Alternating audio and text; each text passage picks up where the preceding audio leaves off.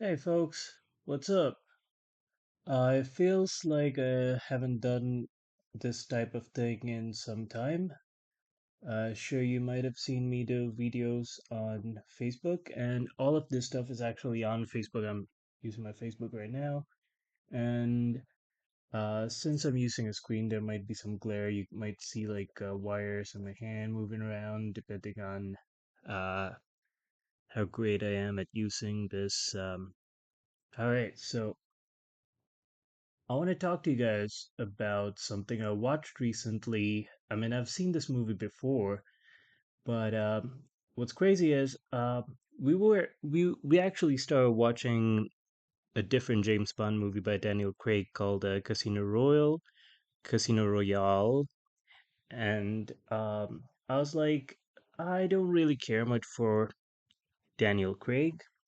I'm gonna go back and watch Pierce Brosnan, and so here we are in GoldenEye. What actually happened was before I settled on the James Bond movies, which I was searching for, I realized that Brosnan was actually in Black Adam as well, where he played Dr. Fate. Now, Dr. Fate, I don't know too much about this guy, but I do have a couple of comics with Dr. Fate in them, where he talks in this weird sound over here. Things aren't as clear on this camera, I guess. Well, all right. So y'all know that he was Doctor Fate in Black Adam. Now, alongside Pierce Brosnan, we also have Famke Janssen, who played the Phoenix, and I thought this was really cool because the Phoenix and Doctor Fate, they are two of the most powerful people in their respective universes. That's one thing. And also, so what I'm gonna actually go into today is how these two people were always meant to play the characters that they played. All right. So let's start with Famke Janssen as Jean Grey. Or, all right. So we're gonna talk about three things: Brosnan as Doctor Fate and Famke as Phoenix. Also, we're gonna just make a couple of small jokes about how much of this reminds me of G.I. Joe and Cobra, but that's later. And then there's a third theory which makes everything a lot more X-Men and not as much DC Universe. So even Dr. Fate has a connection to Professor. Uh, we'll get into that later. All right, so one of the striking things about from her introduction, Famke Janssen, um, there's a lot of red associated with Famke Janssen, and it's not just regular red. It's let's see if we can get a picture of Famke Janssen playing the actual Phoenix. Uh,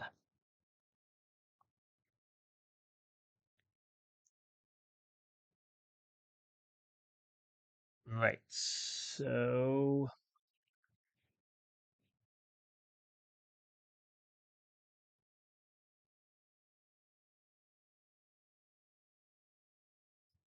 oh yeah. So this is Famke Janssen from this is, I believe, The Last Stand, or, well, basically the third X-Men movie of the original trilogy, starring Patrick Stewart and, of course, Famke Janssen and everybody. All right, so we're just, I already spoiled it a little bit for you, I guess, but yeah. So the colors associated with Famke Janssen show that she is a very bold character, or rather, she is a risk taker, and she. All right, so I'm just gonna. All right, so Xenia, as she was called in the 007 movie, a name that starts with an X. How clever, right? The colors attributed to Famke Janssen are deep red against black makeup and clothes. So we're gonna see a lot of black makeup around her eyes, which I mean, Famke Janssen is almost unrecognizable in GoldenEye, the movie from 1995. Um, whereas, and well, her hair is darker than in the movie X-Men, where she has literal red hair. Where is this? So, yeah, she looks like a redhead in the X-Men movies, but over here, you can't even recognize it's the same person. Um, but it is. The colors attributed to Famke's Xenia are deep red against black makeup and clothes. These colors are also used by two characters related to Jean, although arguably not Jean herself. One of them being the Black Queen during the Dark Phoenix saga, which was published in 1980, but it was made famous by the beloved televised serial, or the animated series as we call it, in September of 1994. 1994 is the year of the third season of the X-Men series. So already X-Men has been there for a year or two. They just did this third season in September of 1994, but the story itself, written by Claremont, is much older, like 10 years older, 15 years older than this movie, The Golden Eye. So GoldenEye came after the televised version of Phoenix Saga, or the animated version of Phoenix Saga, and 15 years after the publication of this story, where, all right, so here, set on the side, is a picture, although not clear, of Jean Grey as the Black Queen, or the Dark Phoenix as the Black Queen. So here's the thing about the Phoenix and Jean Grey. They may not be the same person. We're gonna cover that in a minute. Um, the the the the the Phoenix entity, or the Phoenix Force, probably created a duplicate body for herself based on Jean Grey. So you can argue that this here right here is not Jean Grey, but the Phoenix Force pretended to be Jean Grey, and that's completely okay. But look at her hair. And in this very scene, this is a baccarat room, so they're playing cards at like a casino or something. So this is like what do you call it? Fancy lifestyle, lavish lifestyle, or a display of wealth and power, which I believe is another thing that connects Famke Janssen to her Black Queen persona later. And of course, another person who is like a duplicate of uh, Jean Grey is the pilot Madeline Pryor. So we're going to talk about Jean Grey's persona as the Dark Phoenix and her persona as Goblin Queen in this movie. But the movie itself is GoldenEye. All right. All right. So we're going to start out like this. Um, so because of the red and black motives, she could be seen as Dark Phoenix, or Dark Phoenix, aka the Black Queen, that is, of the inner circle of the Hellfire Club. Or it could be Madeline Pryor, aka the Goblin Queen. Now, going by visual cues alone, that's the same as trying to equate her character to Elektra from Daredevil, Man Without Fear. Yeah, so here's a picture of Famke in her red Ferrari versus Elektra in her own red Ferrari picking up. So this is how the male protagonist meets the female love interest of the story in Daredevil, Man Without Fear. So going by visual cues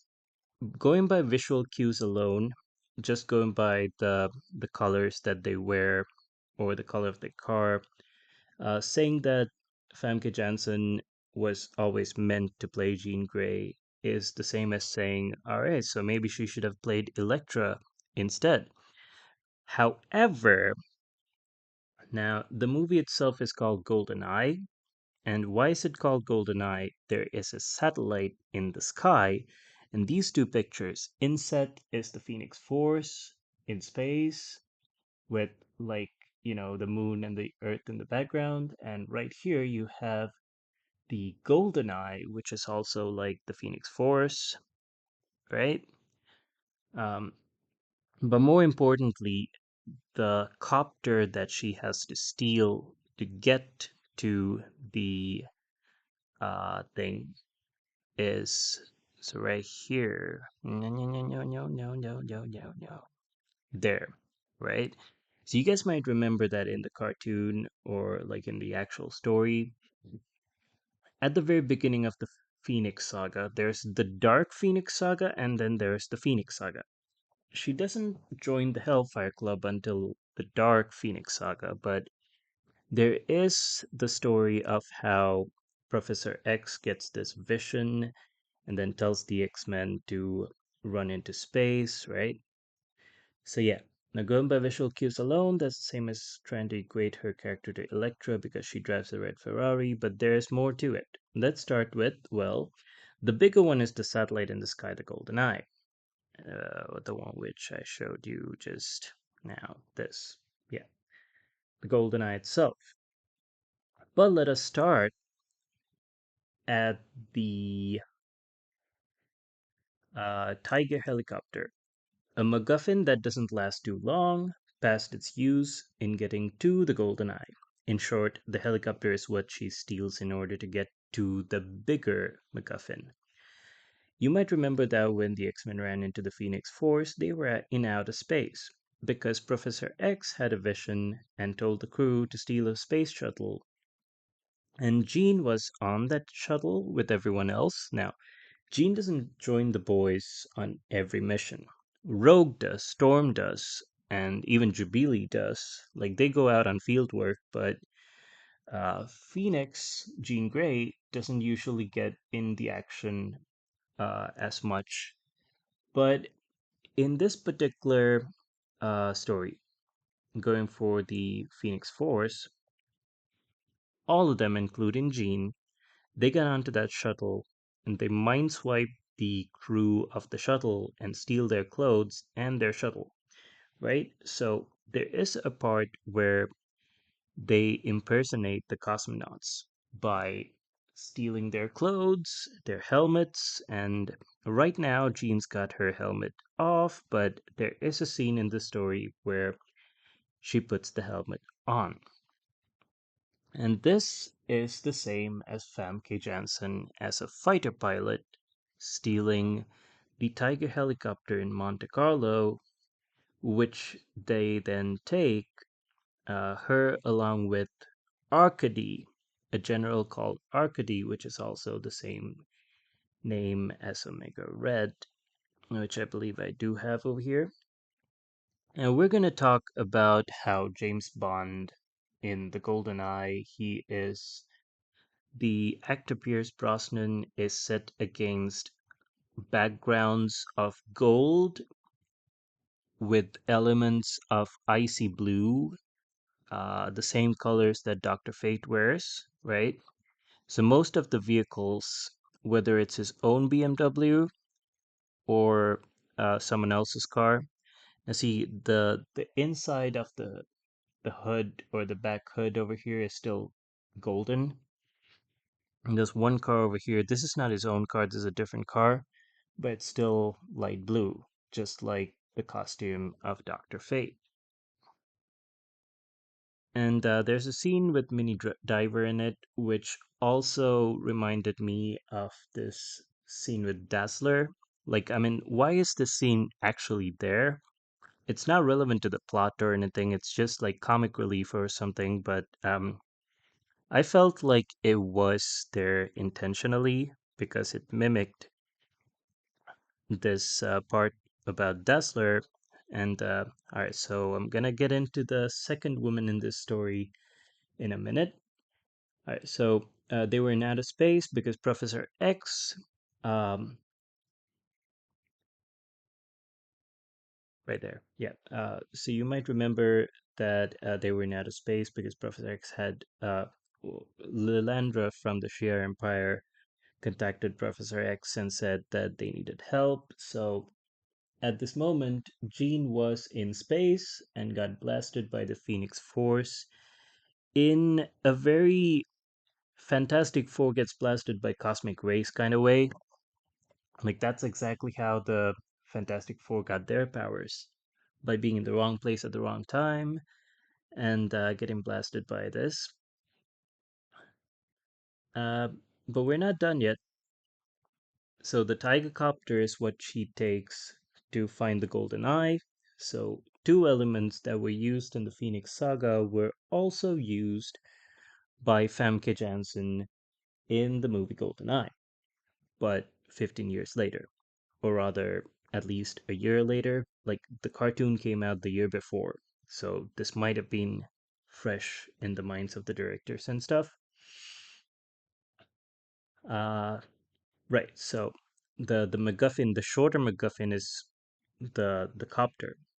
So by this time, it is also established that Xenia, the woman played by Famke Janssen in GoldenEye, is an ex-fighter pilot. Um, right, so Jean gets the Phoenix Force, or rather, the Phoenix Force creates a body identical to Jean. So Famke, as she dons the helicopter helmet,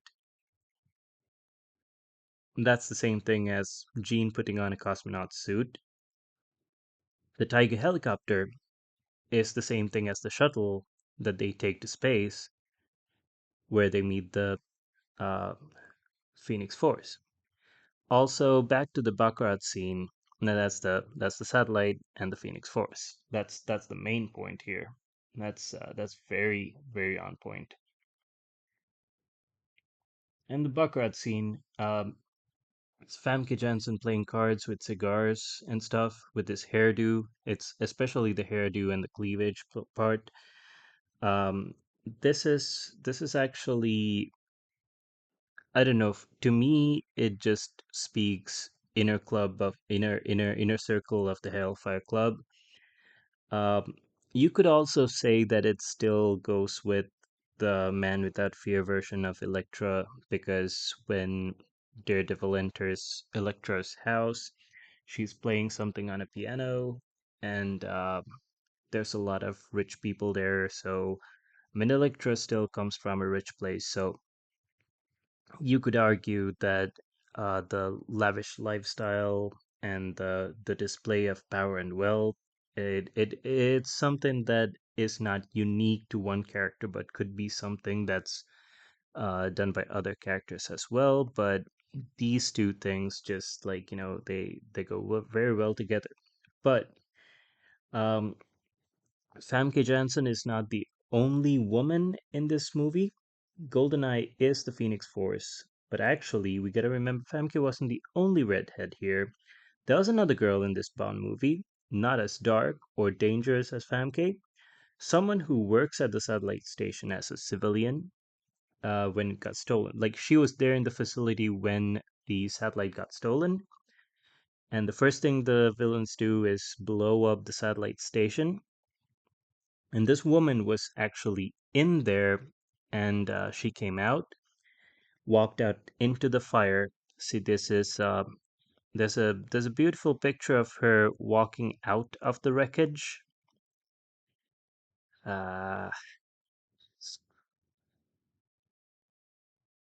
um,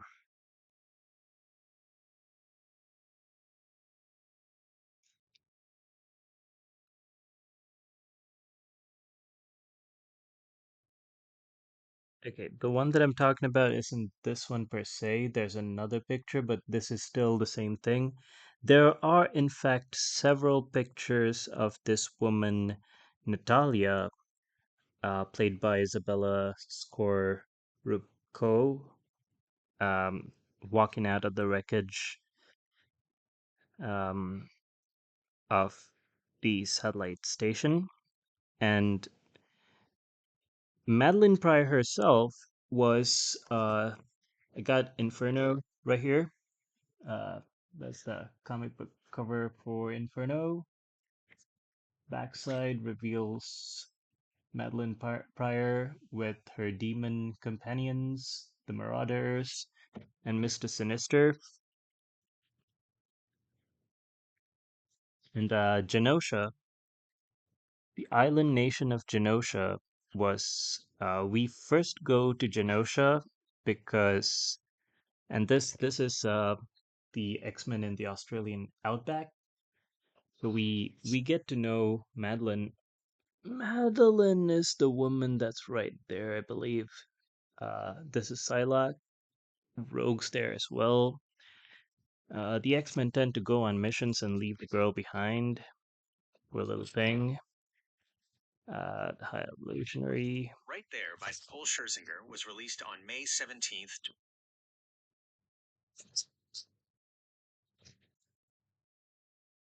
Alright, so this is Dazzler. Uh, yeah, that's Dazzler. That's Rogue.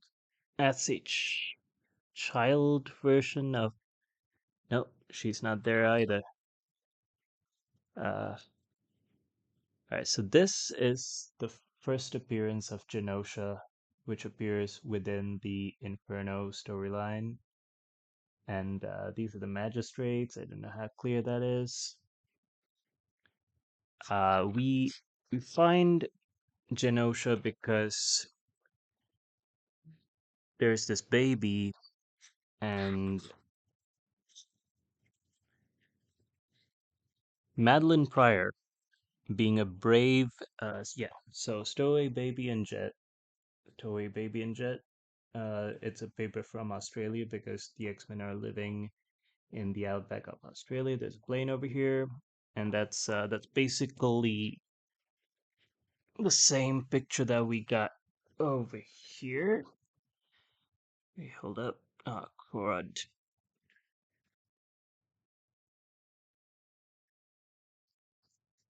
Now the wires. Okay, there we go.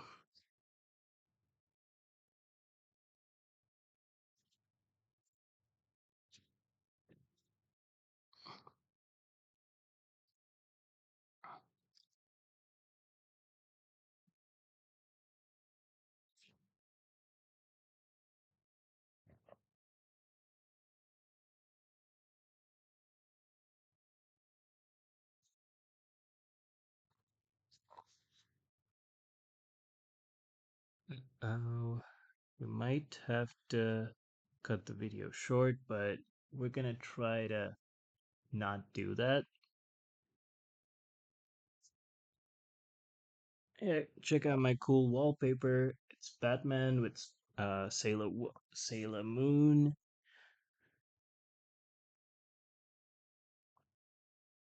Right. So the picture that I've used right here is a colorized version of the black and white thing that I showed you guys right here from Inferno. I have the comic, but it's that that right there. Same thing over here, right? And she is actually a pilot. That's how Scott meets her in Alaska. So Madeline Pryor, the clone of Jean Grey, aka the Goblin Queen. Uh, Famke Janssen could just be playing the Madeline Pryor version, while Isabella Scorupco plays the Jean version of Jean Grey. But they're identical almost. And fun fact about Isabella is that she has this little mark on her cheek, like a mole or a beauty spot or whatever you want to call it, which is also something that Jean Grey has. Right there on her cheek, not clear. Right there on her cheek. right? Just allow me to pause the video first. Unpause. We were just talking about the marks on Jean's cheek, right? Right there, there's a mark on her cheek. Right there, there's a mark on her cheek. And whether it's a prosthetic for the film, like a makeup thing, or whether it's actually there on her face, I don't know. But there seems to be a little mark on Isabella Scorupco's cheek as well. She's more of a redhead. She is not as dangerous or dark as Famke Janssen's version. She tends to wear lighter colors, and she could be the real Jean who survives and walk out of the burning remains of the satellite station that were in control of the GoldenEye at the beginning of the movie. Yeah, and here in this scene we got Madeline Pryor, or rather Famke Janssen, creeping up on an unsuspecting Isabella Scorupco at the church. Right there. See, that is another picture of Isabella walking out of the wreckage. I think this is very much um, Jean Grey, the Phoenix. The Phoenix is a bird made of fire who resurrected herself. Also, all right, so you might think all this is like a far. All right, so Xenia. All right, so let's just finish this part off. All right. This lady Natalia. There was another girl in this Bond movie, not as dark or dangerous as Famke, someone who worked at the satellite station where it got stolen. And here's the thing: this lady Natalia, played by Isabella Scorupco, is featured in several scenes where she walks away from fire, burning buildings, blasting helicopters. So it's not just this building, not just this one scene where she's set against like light blue sky and golden fire, just like James Bond's character is placed against golden backgrounds and blue cars. She walks out against flames and night in the background. Uh, Color scheme. So the the color scheme attributed to Natalia are uh, whereas Xenia lights up the fires, Natalia jumps out of them. Whereas Xenia is adorned in bright or deep red in her clothes, cars, Soviet uniforms, and such.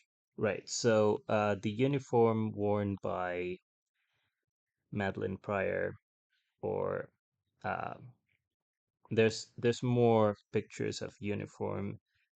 Uh, yeah, I mean, right here, she's like the Russian chick, the dangerous Russian chick. Whereas Xenia usually wears dark red or deep red, the color that is associated with Natalia are softer. I mean, it's still red, just just softer and lighter.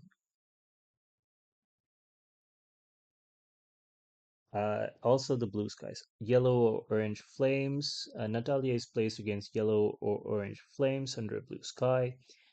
There's also the thing where she runs into Nightcrawler at a church with Phoenix color scheme, which is the color scheme that I just mentioned. Softer reds and oranges and yellows. And then there's a giant cross over there. So this scene right here is from the church. It's outside the church. Let's see if we have something from inside the church. There we go. So once again, Natalia, this is Natalia walking into the church. These are candles. And I do believe yes, this is inside the church as well. Alan Cumming, the actor who played Kurt Wagner, who's also in this movie as a computer hacker. It's interesting how in the movie X2, he plays Nightcrawler, and Nightcrawler breaks into the White House, tries to attack the president. And in this movie, Boris tries to hack into the FBI uh, network.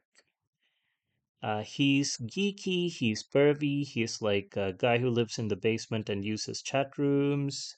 All right. Uh, a motive of this movie, which is all Y2K, and like, there's like metallic silver in the background and cool blue in the foreground. So here we have Nightcrawler together with Jean. Jean's best friend in this movie is Nightcrawler, and Nightcrawler is invincible, or he thinks he is. He's actually one of the bad guys. Oh yeah, so I also put this picture over here to say that, comparing Pierce Brosnan to Dr. Fate is as dumb as all these pictures. All these pictures sets Pierce Brosnan against golden backgrounds wearing blue. His shirt's blue, the wall's gold. His shirt's blue, his car is gold. The hood of the car is gold. The car is blue, and the wall is gold. He's swimming in water, which is blue, and around it, there's this hexagonal, Roman themed bath where he fights Xenia. Now, this is Arcady, the General Arcady, and Omega Red. They're both Arcady, and look at that. That's Stan Lee, isn't it? There's a cameo by Stan Lee. Well, it's not the same Stan Lee that you guys think. Let's get to this in a second. All right, so with the two versions of, yeah, so Nightcrawler, uh, she contacts Nightcrawler through web messenger, and Nightcrawler tells her to come to this church where the two women meet. This is actually the second time where Natalia and Xenia meet, but Xenia tried to gun down Natalia once before. Natalia has seen Xenia before. Xenia has not seen Natalia. But anyways, that's just how it goes. And these two, they do definitely have a connection to each other. They're like two different versions of the same woman. One's evil, one's good. And then, so the two versions of Jean and Phoenix existing at once, one dark and the other a bit more innocent, good, white. We now focus on Famke's ties to Madeline. Uh, let's not forget what Xenia is known for in this movie. Madeline was by choice and profession a pilot before she joined Sinister. Now, we've already covered that part. The part where Famke steals the Tiger copter, they establish her as an ex-fighter jet pilot, just like Madeline. Now, Madeline wasn't a fighter pilot, as I showed you before. This picture calls her the Flying Doctor. She's actually a benevolent person before she goes evil. In this picture, she is driving a medical plane, trying to save a baby who is a refugee in the island of Genosha. Let's not forget what Xenia is known for. She is known for choking people during sex.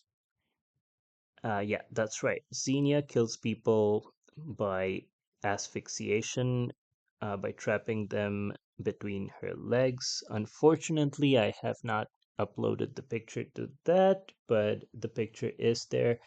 Uh, it happens in the shadows, and you could kind of compare that. All right, so we got two of Madeline Price's allies over here. One is Mr. Sinister, and then she's got a horde of demons as well from from Limbo. This is Madeline Pryor after she goes evil, the Goblin Queen. She takes over the entire city. The city now works for her. Um, there's Sinister cloning Baby Cable, and then there's Bim over here. I believe is his name.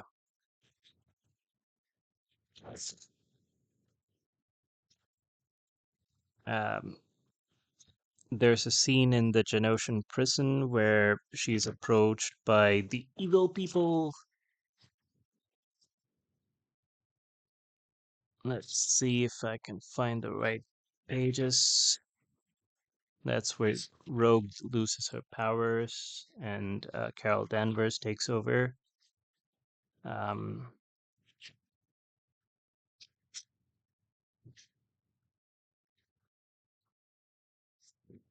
that's Carol Danvers in Rogue's body, and Patch, as Wolverine was called in the CIA, becomes. Oh yeah, they got this whole thing going on. Patch and Carol Danvers. The camera's not too clear on that one. This is Madeline Pryor suffering in a jail cell. Uh,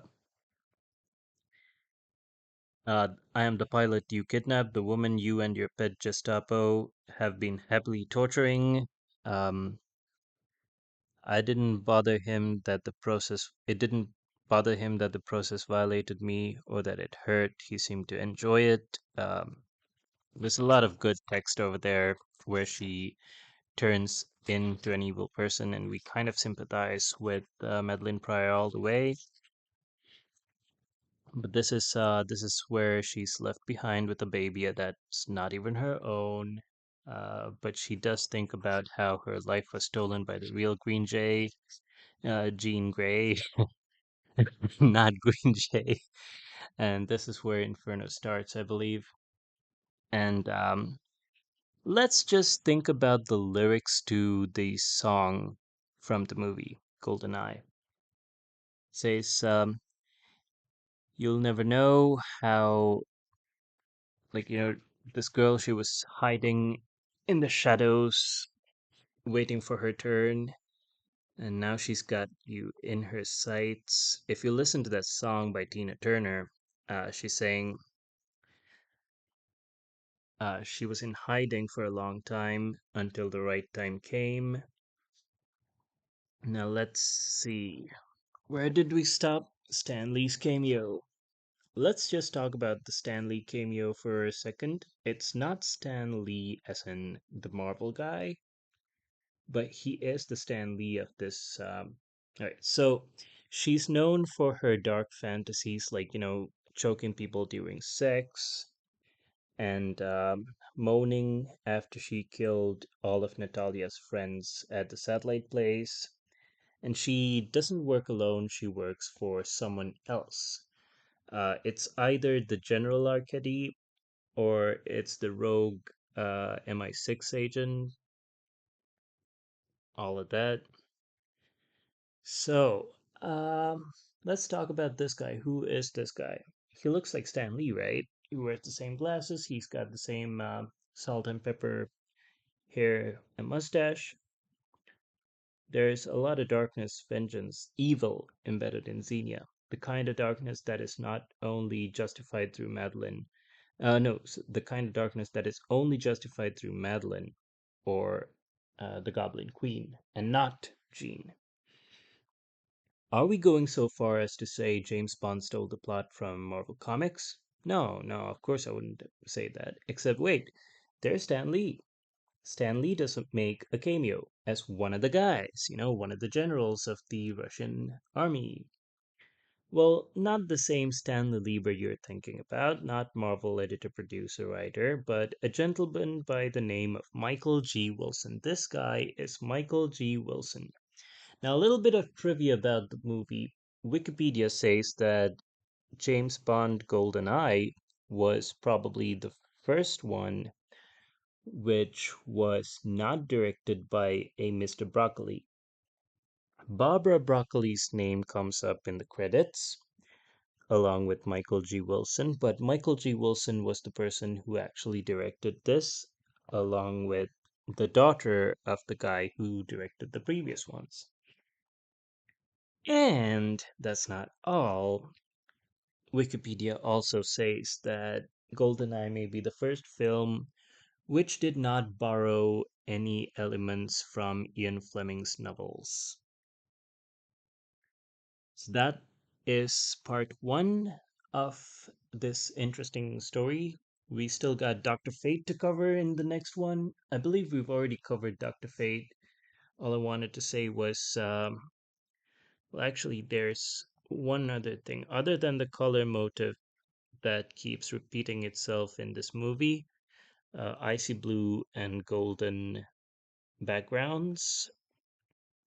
Um, we also have, oh yeah, so let's just finish it off by saying there is a plot element that uses Sean Bean, aka Alec, in the movie. A an old partner of James Bond's turns rogue and is revealed to be running in everything from behind. And there's a line here, it says, James Bond, Her Majesty's loyal terrier. And they have this ideological difference. James Bond's standing right here, Alex standing right there. And they have this, they're doing this conversation in a place which is filled with statues or ruins. And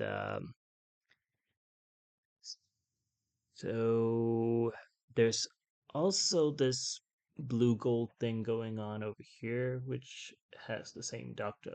Fate colors.